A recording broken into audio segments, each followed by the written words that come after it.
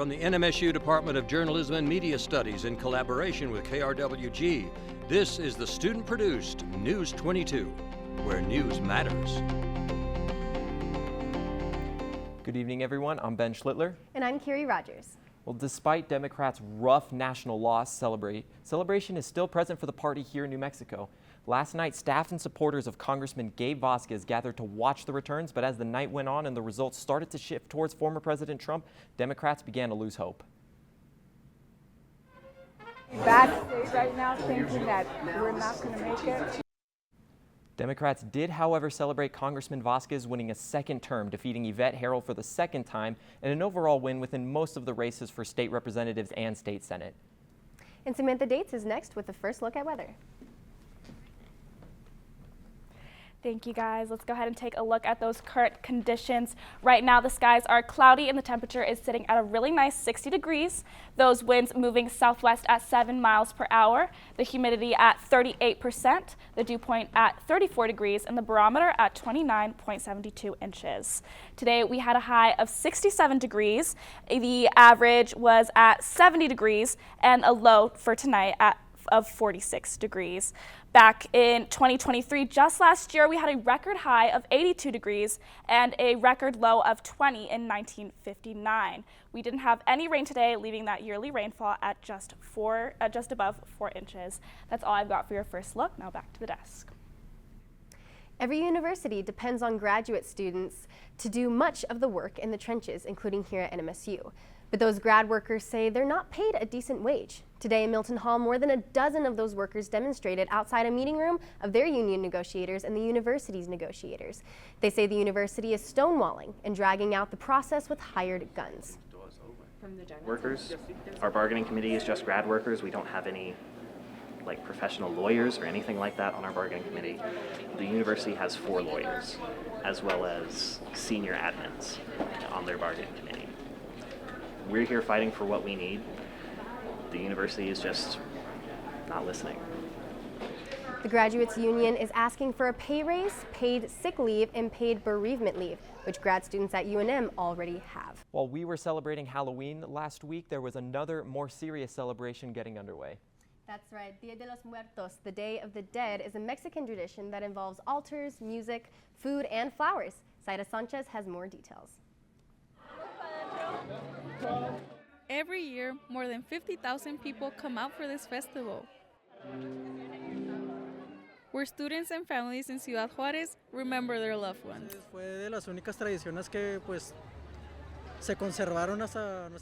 It was one of the only traditions that was preserved until today, and it is very important because we remember those who are no longer with us, and it is a way to welcome them every year.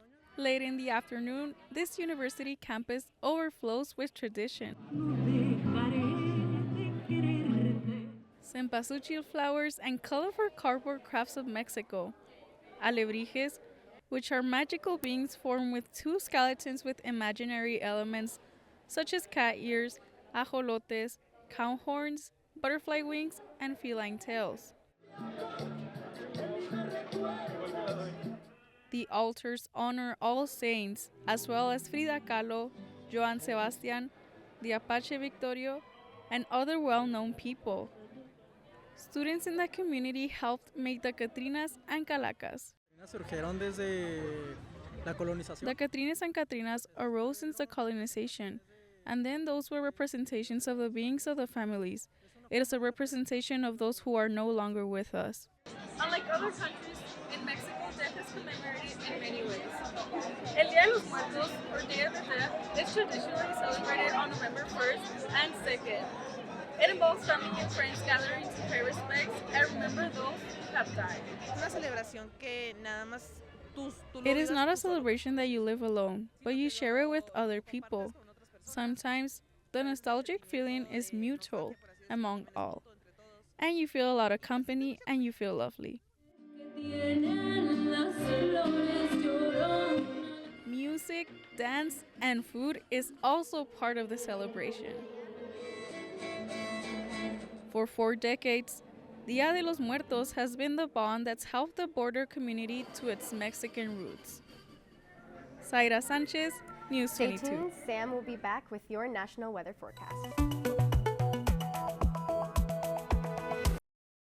I am so excited about the upcoming season of Healthy Minds. We are covering a variety of issues, all of which are important, including youth mental health, developing new treatments that can help with prevention, as well as treat people who have an illness. We're going to look at the issue of homelessness. We are covering so much that's so important to people today. Sunday at 2:30 p.m. on KRWG-Public Media.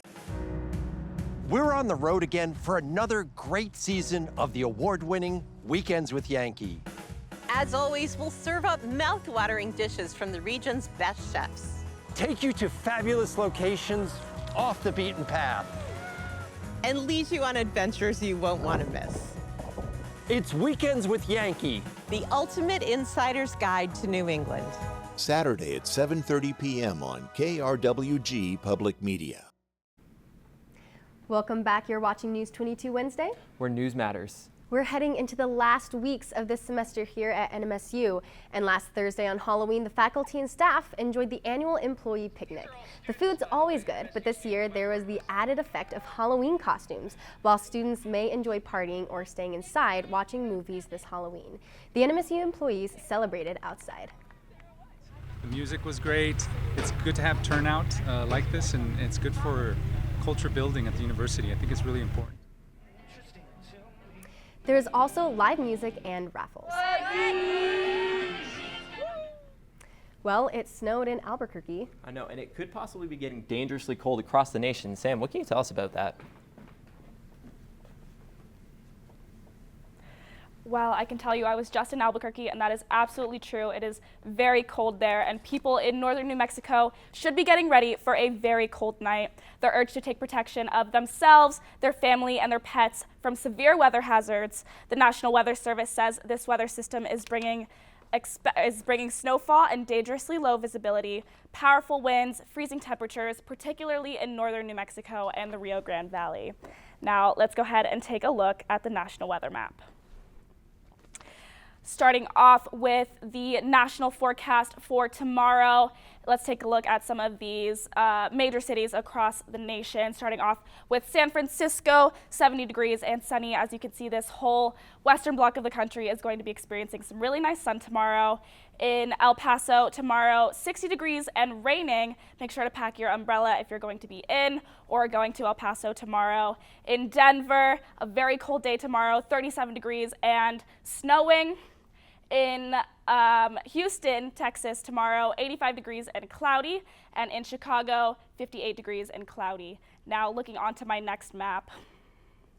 So this is going to be a map of the estimated rainfall in the country. As you can see, this weather system that we were just talking about that's hovering above Colorado is going to be bringing those cold fronts and that rain into New Mexico tonight and tomorrow.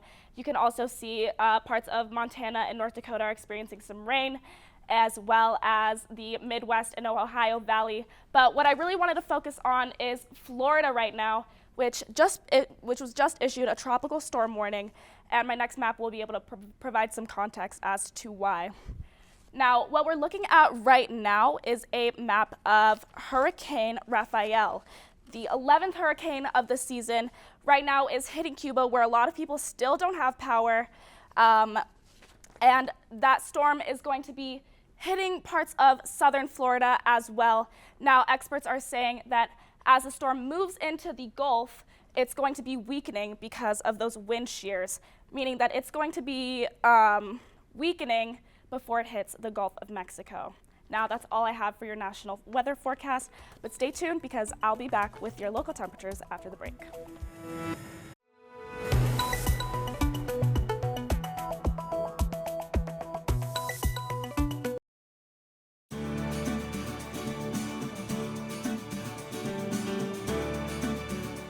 I'm Eric Johnson, host of Garden Smart.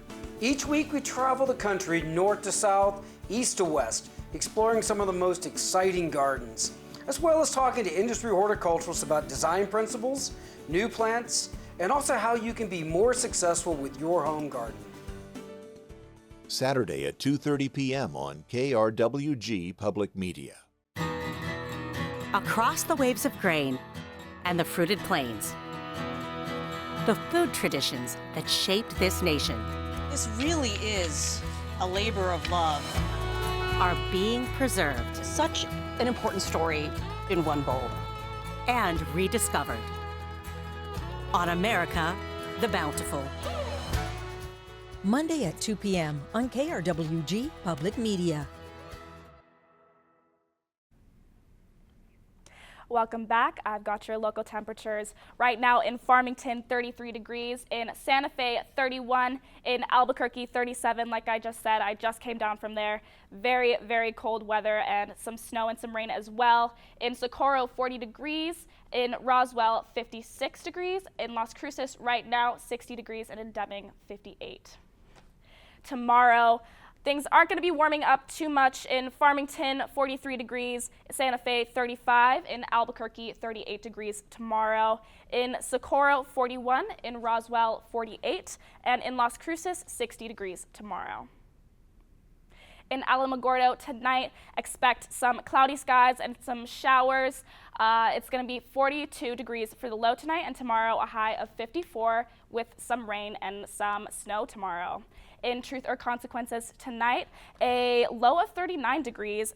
Expect cloudy skies. Tomorrow a high of 55 and some rainfall. In Silver City tonight, a low of 32 degrees. Expect some rainfall tonight, and tomorrow a high of 49 with some rain as well. In Las Cruces tonight, a low of 46 degrees and some clear skies. Tomorrow, a high of 60 degrees with a mix of showers and some rain as well. That's all I've got for your local temperatures. Now back to the desk. All right, well, high school playoffs are happening, Ben. Indeed, it's the most wonderful time of the year. Coming up in sports, the high school brackets for football have just been announced. Don't go too far because News 22 Sports is next.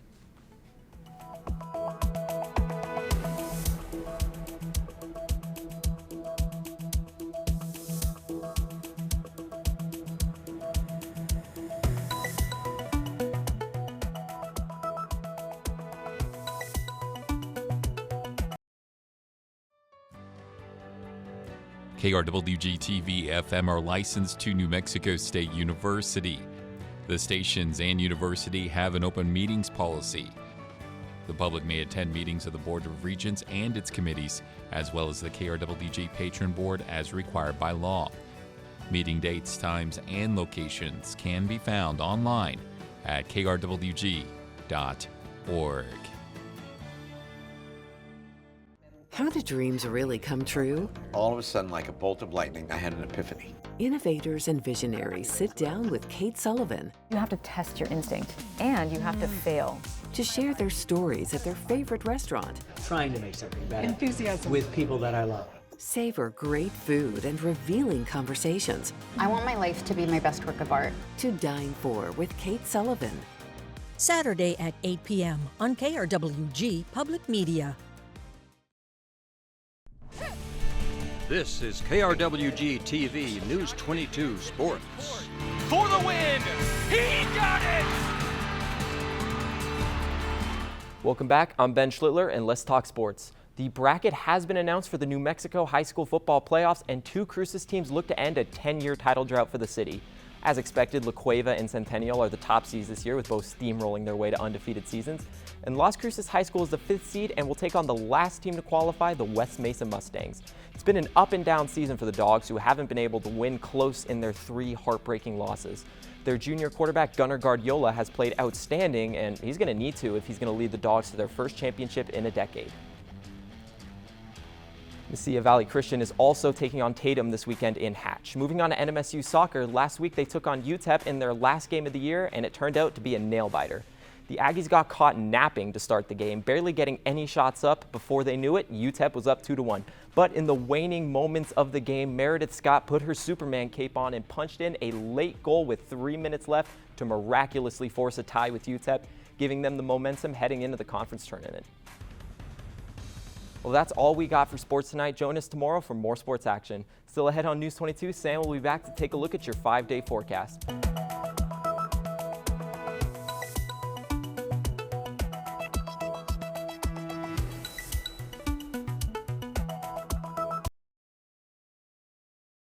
Tokyo is a true gourmet wonderland. Markets are replete with the freshest produce, seafood, and ingredients, all sourced for the most discerning chef and palate.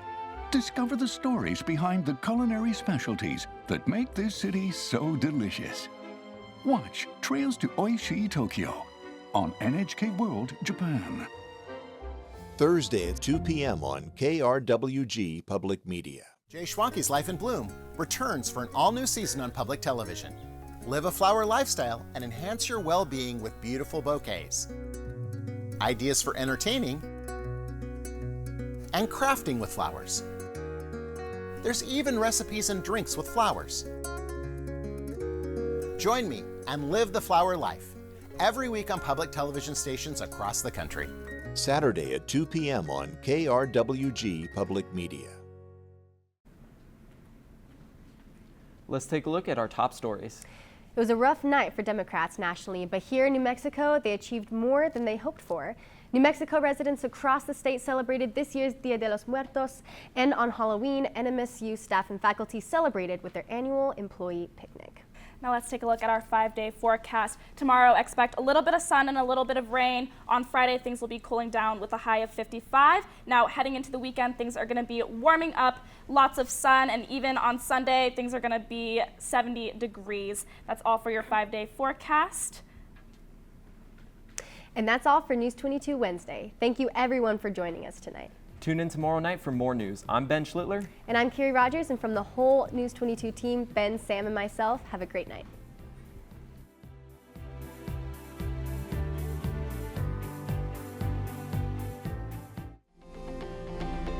This news brief en español is brought to you by Noticias 22, la información más completa de Nuevo México, El Paso y la frontera. Noticias 22. Buenas tardes, yo soy Jade Mata Ornelas con las breves de hoy en Noticias 22. Ayer fue un día muy anticipado, las elecciones presidenciales de los Estados Unidos. Los candidatos Kamala Harris de los demócratas y Donald Trump de los republicanos. El expresidente Trump ha ganado las elecciones presidenciales de 2024, ganando con 295 votos electorales, mientras Kamala Harris recibió 226 votos electorales. Los republicanos también han tomado control del Senado, mientras los demócratas están batallando para ganar más puestos. Estados en el sur y el este del país fueron los primeros para determinar los votos electorales para los dos candidatos. Este año han gastado más de $10 billones para todas las campañas en todo el país, desde el nivel presidencial hasta el nivel estatal. Cada universidad depende de los estudiantes graduados, tanto así que la mayoría trabaja en las trincheras, y eso también sucede aquí en NMSU. Pero estos trabajadores dicen que son mal pagados. Hoy en Milton Hall, más de una docena de estados trabajadores se presentaron durante negociaciones entre la universidad y el sindicato que ellos han formado. Ellos dicen que la universidad no está negociando justamente. Este sindicato estatal pide un aumento en su sueldo, que se respete el salario durante días de enfermedad y permiso para tomar días con pago cuando un familiar muere. Eso fue todo por mi lado hoy. Que tengan una linda noche y que no se les olviden seguirnos en las redes sociales de Instagram, YouTube y Facebook.